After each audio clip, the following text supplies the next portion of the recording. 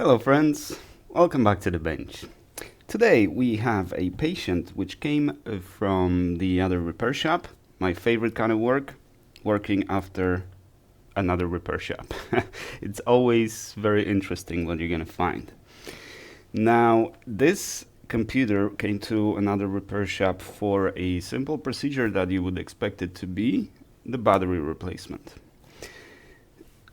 I wish I could well, actually, no, I don't wish, but the reason I'm not going to crap on the other repair shop is because this is not exactly the fault of a technician. I mean, obviously it is, because, it worked before, you replaced the battery, and now it doesn't work. But Microsoft made it unreasonably difficult to perform a simple procedure as the battery replacement should be. On Surface Pro 7, you undo the screen, you just unhook the battery, take off 4 screws, take the battery out, put the new battery in, put the screen back, connect the battery, close the computer, and you're done. That's what the procedure should look like on any reasonable device, on any device reasonably designed. This device is designed that the battery is the first element that goes in the case. Let me show you on an empty case. This is what it looks like, right? The board is missing, right? The battery is glued in. This is the battery connector, and now the board goes on top of it. And here we have the connectors. One is for the battery, the other one is for the port over here to connect the keyboard or a docking station. So naturally, you have to take off the board completely to remove the battery and replace it. So that makes it a pretty complex procedure. But the trick over here is you could remove these, but as you can see, these are still here, right? And I always leave them here. The camera, or cameras, and the back camera or the front camera, however you want to look at it. The trick over here is that, well, I'm just gonna tell you and I'm gonna show you because I got too much mess over here. This slides in here and then goes down, right? So to remove it, you need to lift it, and what I do, I take a plastic card like this. Once I lift it, I put the plastic card here, so I don't make any shorts. Then I lift it and pull it, right? This is surprisingly difficult. If you think this is a simple procedure, try it. It's not. Now, what happens if you don't use the card and just start wiggling the board until you take it off, especially when it's your first time doing it? What's going to happen, you're going to send battery voltage where the battery voltage doesn't belong. And that's going to result in damage to the board. Now, what can we tell about the technician that performed this? Was this the first time? Yes, that's what I think it is. So, there's a screw missing over here. Didn't need to be missing, but that's fine. This is the wrong screw. This screw doesn't belong here. This is the wrong screw. And this is the wrong screw. And here's a screw missing again. Also doesn't need to be. Oh no, okay, yeah, that's fine. So this screw is missing because this is one of the 2 screws that are different in this entire machine. And let me find one over here. This is the screw. So first of all, it's silver, and it's the longest screw that exists in this computer. These screws, on the other hand, are these. They are slightly shorter, right? So it's important not to mix those two up. Right, that's why I keep them in the separate containers. And the screw that goes over here, which also was this one holds both the speaker and the fan. Also wrong screw. This was the wrong screw. So why were those screws removed in the first place? Well, you have to remove them to remove the board, so you can remove the battery. But during the procedure of removal, one of the antenna was damaged. How do I know? Because this is a new element, the whole new bar. So this is thumbs up. You messed up the antenna, you replaced it with new one. Perfect. Not soldering or stuff like that like we've seen from the other repair shop. So yeah, this is a professional repair shop. We messed up the antenna. We're going to replace it. And by the way, the fact that the antenna got messed up during the disassembly, no hard feelings about that. I've opened very many of these at this point, and although I don't damage the screens or the digitizers, I still sometimes rip the antenna because it's really hard. This antenna is not really glued to the back. It's glued to the screen, so it's very easy when you start pulling the screen, this starts coming off, right? And and it rips. It happens to me, so I don't think this says anything bad about the repair shop. It's just part of this business. The same with the screens. If your terms of service say that there might be a screen replacement because the screen might be damaged during the removal, I'm also fine with that. I used to do that. I don't do that anymore because now I gained enough proficiency that I don't need to put that clause in the terms of service or inform the customer that there might be an additional charge. At this point, if I crack your screen, I'm gonna replace it because I'm pretty sure I won't crack your screen. Okay, so that's what we know about the device. So this was probably the first job. So if you do it for the first time, it's not going to be easy. And if you've never done it before, I would advise against advertising that you can do it for the customers because the risk is really high. And for some reason, TPM over here has been opened. There was no shield on TPM. This shield, as you can see, has been bent completely off the board, like pulled off the board. So this was probably the first shield that the technician took off and learned from this one.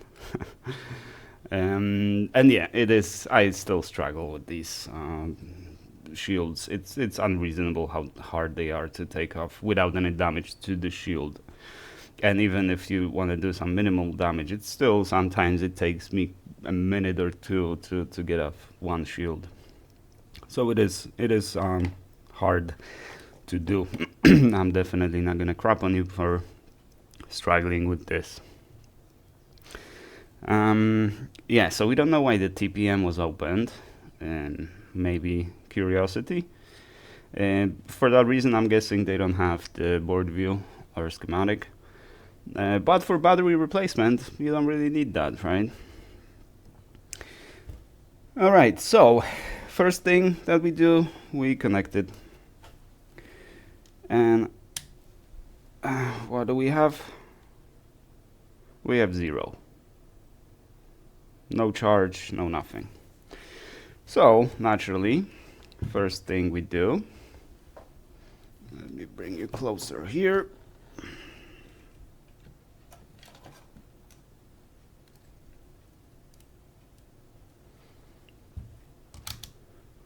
Let's check voltages. So there is an update to my procedure because I keep saying that I first check this. This is EC VCC, right? And it sounds like this should supply the chip. But I was wrong about that. This is actually the second voltage. This is not the first voltage. So if the EC chip is functioning, we're gonna have 100 millivolts over here. If it's not functioning, we are not gonna have voltage here, right?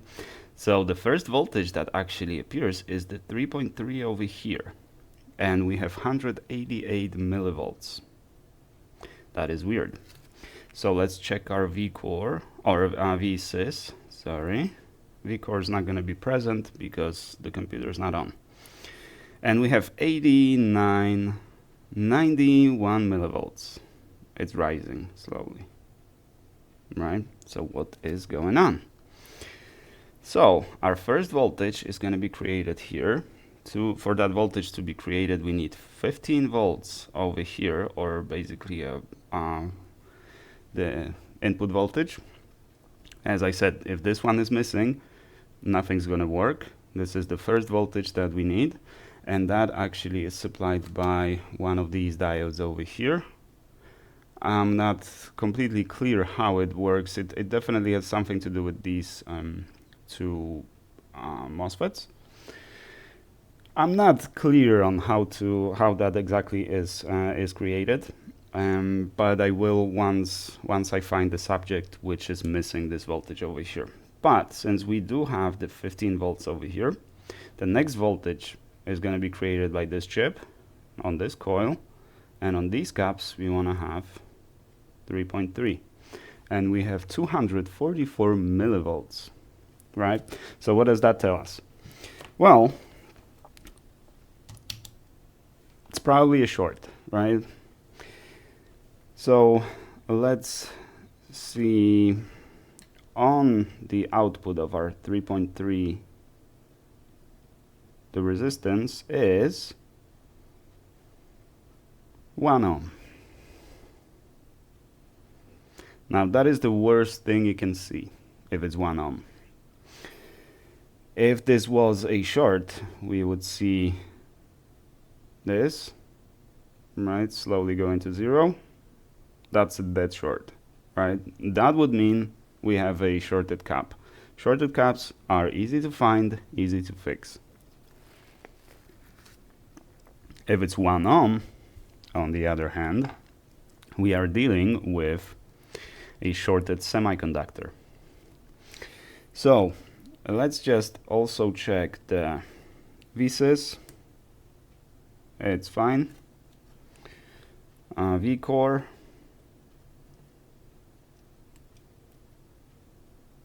It's fine.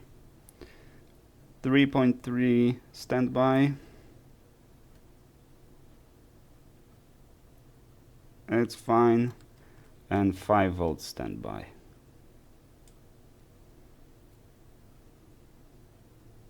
We good.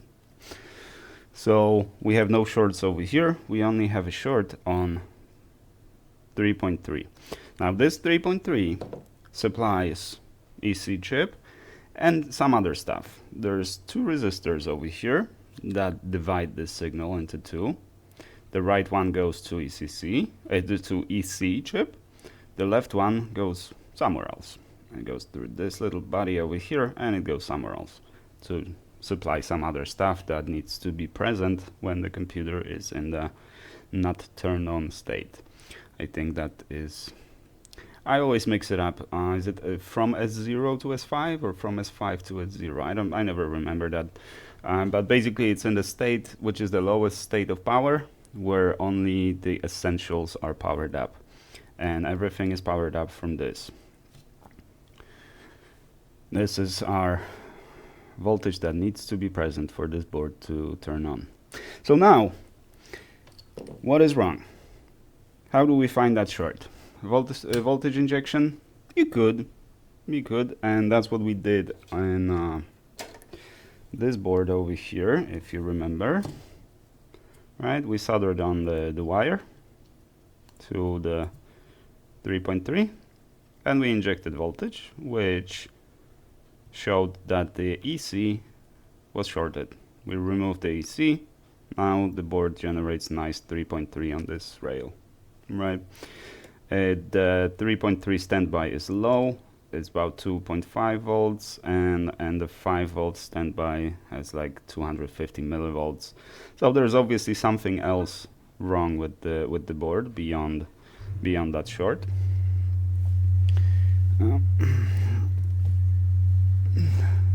Let's close the window because someone started the tank. And then that's gotta be a big engine in that car.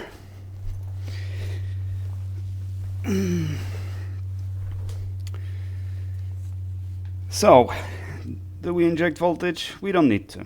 Why do we not need to inject voltage in this case?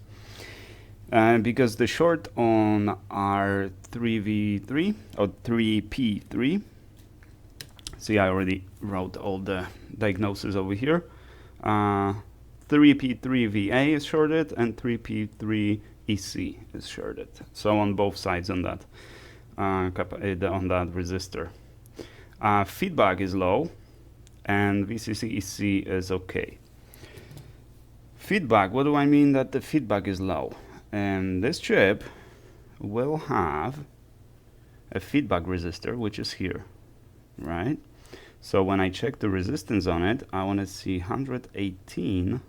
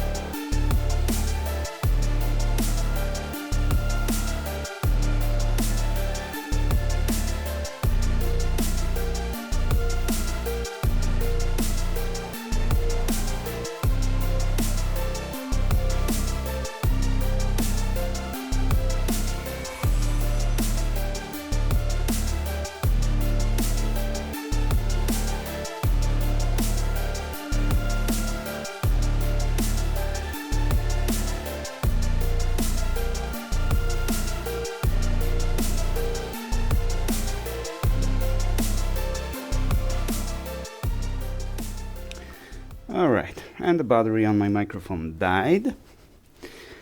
I don't know when, so there's gonna be a little bit of silence in the video. Probably haven't missed much, but let's recap what we did. So the EC was shorted due to improper battery replacement. The EC has been removed, the pads were cleaned. So we're good here. The short is gone, but instead of 3.3 we have 3.28, which means it's slightly low, and it's slightly low because instead of around 170 ohms on this rail, we have 15 ohms, very low. So something else is still pulling the current. And let's see if we can find what. And the board is slightly warm. That makes it harder. But the only thing I can see over here, the chip next to digitizer. And this is also the place where the damage was done. So is there any damage here? That would explain it. Why would this chip get warm?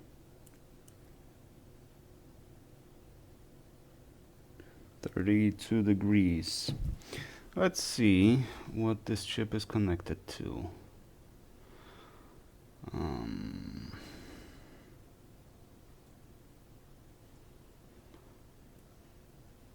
This chip is next to this, so this chip. What is this chip? What does it do?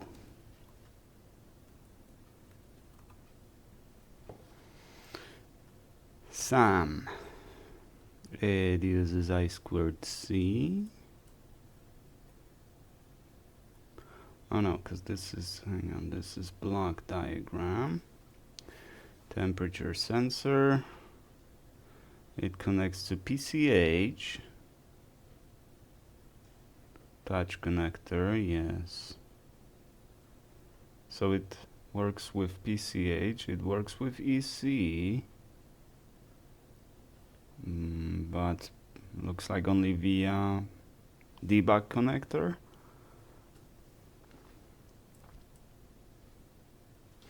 Let's see it on the schematic. Where are you? Oh, this is the one. Okay, so it uses, right. Okay, so it is powered by 3P3 VA, so it makes sense that it's going short. Yeah, this is on this, yep, for this coil over here. Let's check on the coil.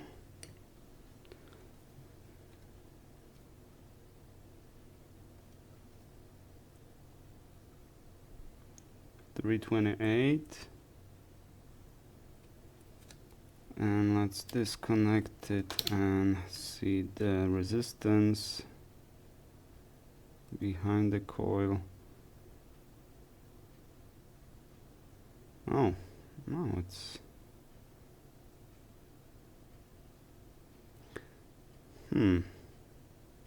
so we don't have 15 ohms over here, because I would expect much lower resistance here if this chip was shorted. But this is the only chip that is lighting up, which could be normal. Okay, hang on. What do you see? You don't see anything. Okay, so this coil, right, is what supplies this chip. So if it was shorted, I would expect to see 15 ohms over here or even lower. So how come we have 15 ohms on 3P3 VA? Oh, so that's the other resistor. Okay, so this resistor powers that up, this one. Let's check here. 836, and on the PCH 800. Okay, so our resistance went up by a lot now, so maybe just the board was hot, but our voltage is still slightly low. It's lower than expected. It should be perfect 3.3, and we're off by 15 millivolts, 14 millivolts. Doesn't seem like a lot, but that tells us that something is not right. And the only thing heating up over here is this little fella over here, and it's very minute. On the other hand, it will be because this is low voltage, low current, so there's not going to be a lot of heat coming from it. There's something else warming up here.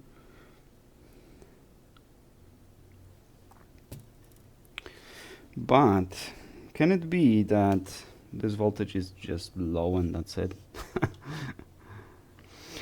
We're not gonna have anything on the 3.3 standby because we have 2.5 volts on standby.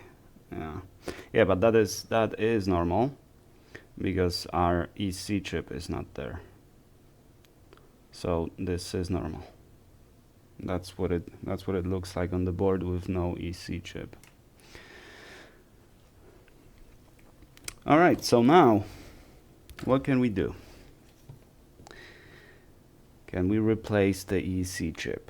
Well, if we had a stencil, we could. We don't have a stencil. We do have another board over here, which is electrically fully working. It's the BIOS that wasn't being read. So we concluded that the CPU is fried. And most likely it is. But EC chip is okay. This board turns on. It just doesn't produce any image, doesn't load the BIOS, doesn't boot. But electrically it works fine. That's why I use this board for as a reference board. I can turn it on. I mean, I can turn it on and see the voltages and stuff. But now the question is, if I replace the EC chip and we still have low on 3.3 standby, that was a big waste of time. If, on the other hand, I replace the EC chip and everything is fine, this is the i7 board, right? So it's very much worth a repair. 8 gigs, 6th generation i7 CPU, very nice machine. But also big risk when it comes to replacing the EC chip. Now, if I take the EC chip from this board, then I no longer have a good, what do you call it, a good reference board, which I can live without. I have plenty of these, but not the i7 version for that is working electrically. But that's not my main concern. My main concern is I replace the EC, the board turns on, and I go to the BIOS and half of the devices don't work because the EC region has changed. And actually it is not even called EC region, it is called the EC region pointer. That's why it's only 16 bytes. And yeah, I don't know, maybe the board just won't boot after the EC replacement, because it is referenced in the BIOS. So I think the main conclusion of this is battery replacement on these machines is very intricate, it's very difficult, and don't do it unless you know what you're doing. You know what I mean? If you've never done it before, do not advertise yourself as a technician that can get this done. Buy few of these on eBay, they're not very expensive, especially when they're damaged, and try to perform it a few times before you actually advertise yourself as a technician who can do it. Also remember that there's 6 or 7 kinds of screws over here, and they need to go to the places they came from. Which is probably, it should be the easiest thing for the repair shop. You know, this is what we do on the daily basis. This is the requirement to do any kind of repair. You need to have this basic skill of being able to disassemble the device and assemble it back as it came. Too bad I don't know when we got cut off, when my microphone battery died, and I actually asked for it, because yeah, I think I used these on 2 recordings, and I should never use it for more than 1 recording actually. I should replace it with on every recording a new battery, but they do survive 2 recordings, but not 3. So that's too bad. but we'll see about that. Anyways, that is our conclusion. What are we gonna do with this board? I will contemplate trying to resolder or replace the EC chip, but as you can see, it's very small. And let's check out, my balls might be a bit too big for this one. Or maybe not. Yeah, they should be fine, right? These are 0.5 millimeter. Or should it be 0.3 for these chips? It may have been 0.3. But I will try nevertheless. This is not the process that I enjoy. I mean, I enjoy it a little bit. I like tedious processes. But it's very time consuming, and I'll see if I can record the time lapse of it for you guys. Because it's gonna be very boring, and yeah, I need my headphones and stuff. I'm not gonna be commenting on that. But yeah, let's try it just to satisfy our curiosity. What's gonna happen when we replace the EC chip on this board? Will it boot? And let's check the resistance one more time on the 3P3.